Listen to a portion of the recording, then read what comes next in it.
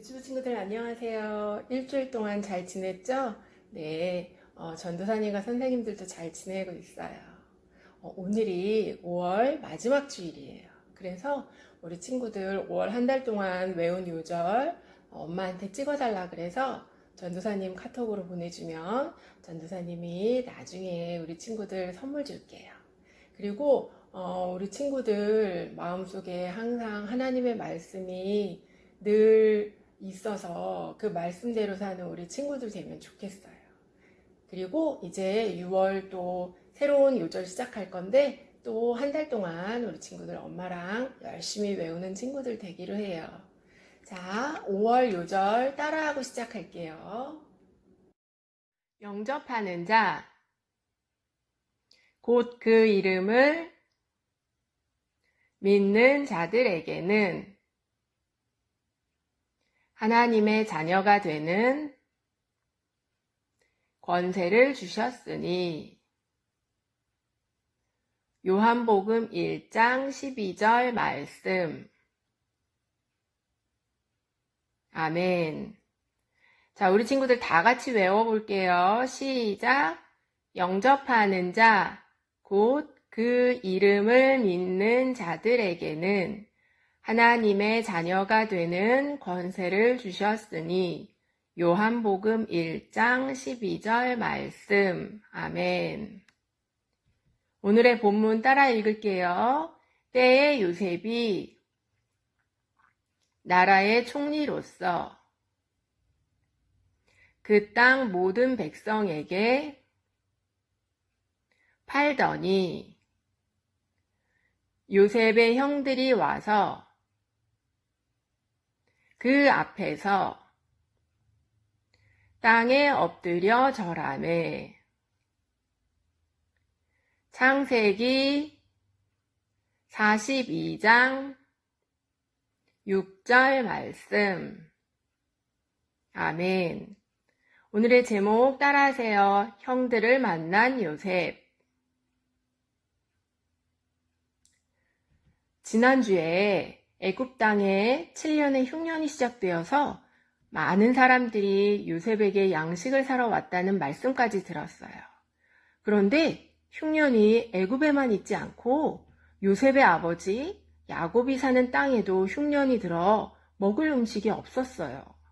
그래서 아버지 야곱이 아들들에게 애굽에는 먹을 양식이 있으니 애굽에 가서 먹을 양식을 사오라고 했어요. 야곱은 10명의 아들들만 애굽으로 보내고 요셉의 동생이자 막내 아들 베냐민은 보내지 않았어요. 혹시 형들과 같이 보냈다가 안 좋은 일을 겪을 수 있어서 불안했어요. 야곱의 4명의 부인 중에서 야곱이 제일 많이 사랑한 라헬의 아들들이 요셉과 베냐민인데 요셉은 없어지고 베냐민만 남아서 야곱은 더 베냐민을 아끼고 사랑했어요.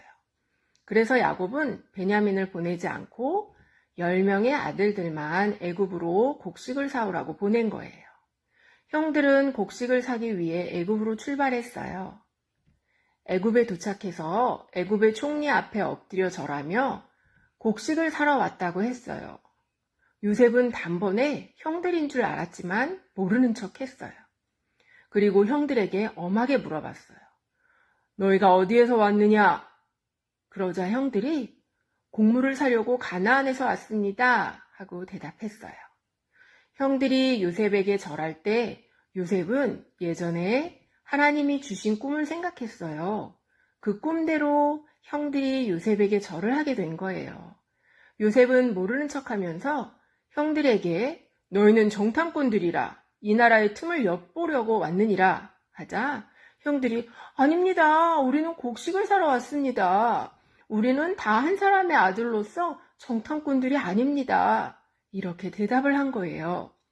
요셉은 계속 형들을 정탐꾼이라고 수상한 사람들이라고 말하자 형들이 말하길 우리는 12형제로서 가나안 땅에 사는 한 사람의 아들들입니다.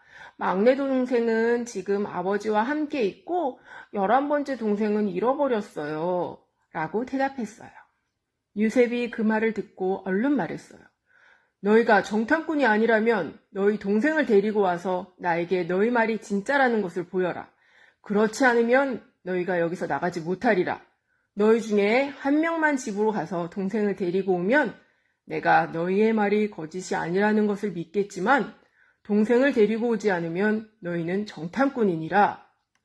이렇게 말하며 형들을 모두 3일 동안 감옥에 가뒀어요. 3일 후에 요셉이 형들을 불러서 나는 하나님을 믿는 사람이니 너희에게 기회를 주겠다. 너희 중에 한 명만 이곳 감옥에 남고 나머지는 곡식을 가지고 집으로 돌아가서 집에 있는 사람들에게 곡식을 주어 배고픔을 해결하고 너희는 너희 동생을 데리고 다시 나에게 오너라.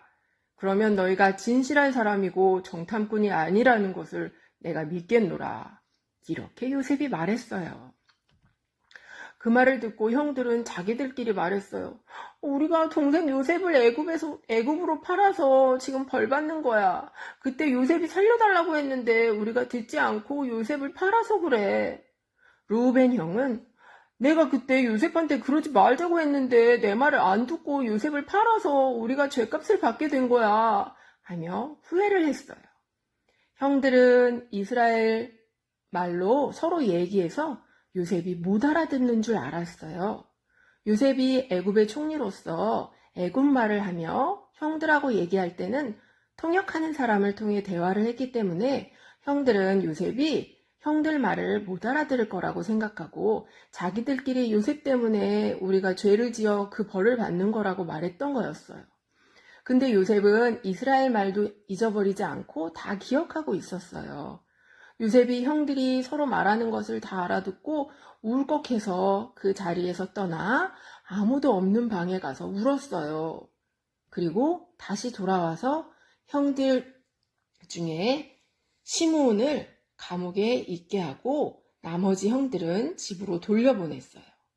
또 요셉이 신하들을 시켜 형들 곡식 자루 안에 곡식을 담은 후에 각 사람의 돈을 다시 자루 안에 집어넣게 했어요.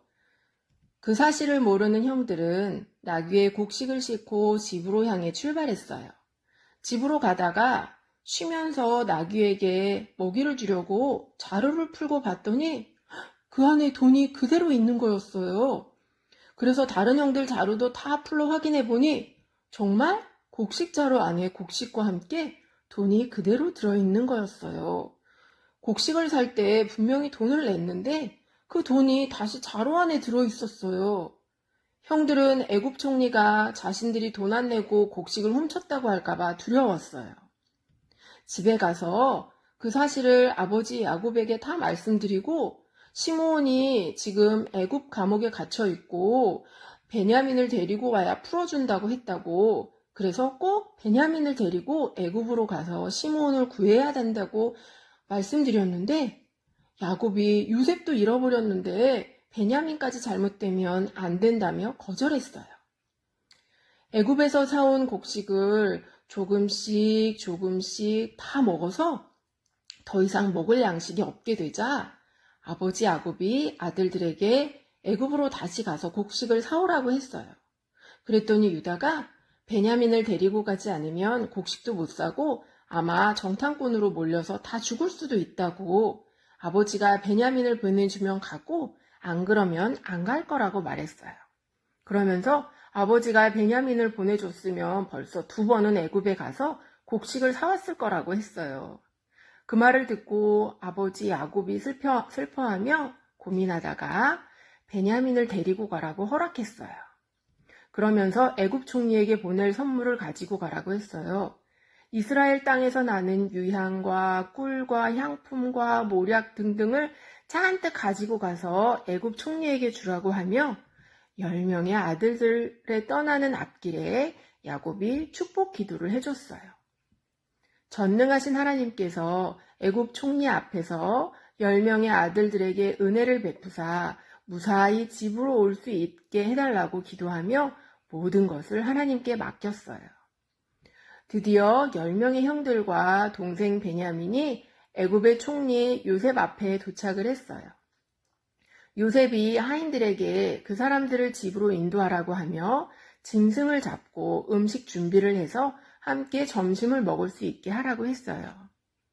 총리 집으로 안내를 받으며 가는데 겁이 난 형들은 서로 말하기를 우리가 전에 곡식을 사러 왔을 때 곡식 산 돈이 자루에 있어서 그것 때문에 끌려가게 되었다고 우리를 종으로 삼으려고 하나 보라며 두려워 떨었어요. 그러면서 요셉의 하인에게 그 사실을 말했어요. 지난번에 곡식 샀던 돈이 그대로 있어서 다시 그 돈을 가지고 왔다고 했어요. 그랬더니 그 하인이 안심하세요. 두려워하지 마세요. 당신들의 하나님이 돈을 당신들 자루에 넣어주신 것이에요. 우리는 당신들의 돈을 이미 받았어요. 이렇게 말했어요. 잠시 후에 요셉이 집에 오자 형들과 베냐민이 요셉에게 집에서 가져온 선물들을 드리며 땅에 엎드려 절을 했어요. 요셉은 아버지 야곱이 잘 계시는지 궁금했어요. 너희 아버지는 잘 계시냐? 아직까지 살아계시느냐? 하고 물어봤더니 네, 아버지는 평안히 잘 계시고 아직까지 살아계십니다. 그렇게 대답을 했어요.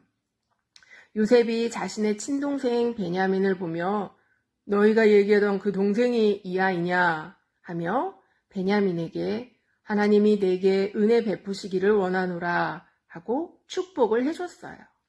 동생을 만나서 기쁜 요셉은 눈물이 나오는 것을 참고 얼른 방으로 들어가 울었어요. 그런 후에 다시 나와서 하인들에게 음식을 차리라고 했어요.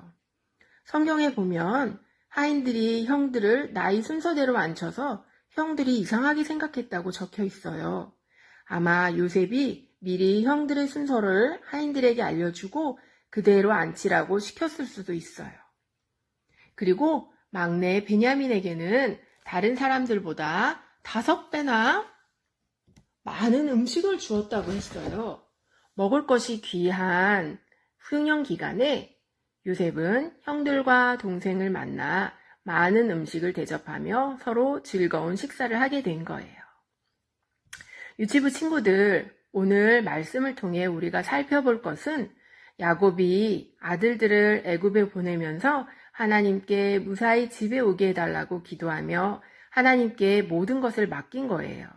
오늘 본문에 보면 아버지 야곱이 베냐민을 잃게 되면 잃을 거라고 말했다고 적혀 있어요.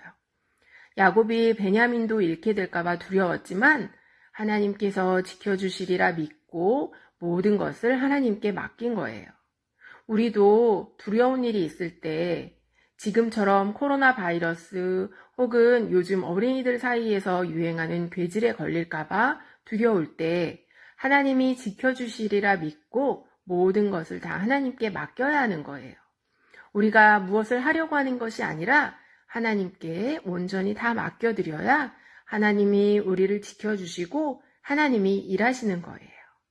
또 살펴볼 것은 하나님을 사랑하고 하나님만 의지했던 요셉은 혼자만 하나님을 믿은 것이 아니라 요셉의 주변 사람들에게 하나님을 전하고 하나님을 믿게 했다는 거예요. 요셉의 신하가 형들에게 하나님이 돈을 형들 자루에 넣으신 거라고 말한 것을 보며 요셉의 신하도 하나님을 믿고 사랑한다는 것을 알 수 있어요. 요셉처럼 우리도 우리 주위 사람들에게 늘 예수님이 누구신지, 예수님이 우리를 위해 십자가에서 돌아가시고 다시 부활하심으로 인해 우리에게 영원한 생명을 주셨다는 것을 전하는 친구들이 되면 좋겠어요. 그렇게 되기를 축복합니다. 기도하고 마칠게요. 사랑의 하나님 감사합니다. 오늘은 요셉이 형들을 만난 말씀에 대해 들었습니다. 오늘의 말씀을 통해 우리도 야곱처럼 하나님께 모든 것을 맡기고 살게 해주시고 또 요셉처럼 우리 주위 사람들에게 예수님을 전하는 어린이들이 되게 해주세요. 감사드리며 예수님의 이름으로 기도합니다. 아멘.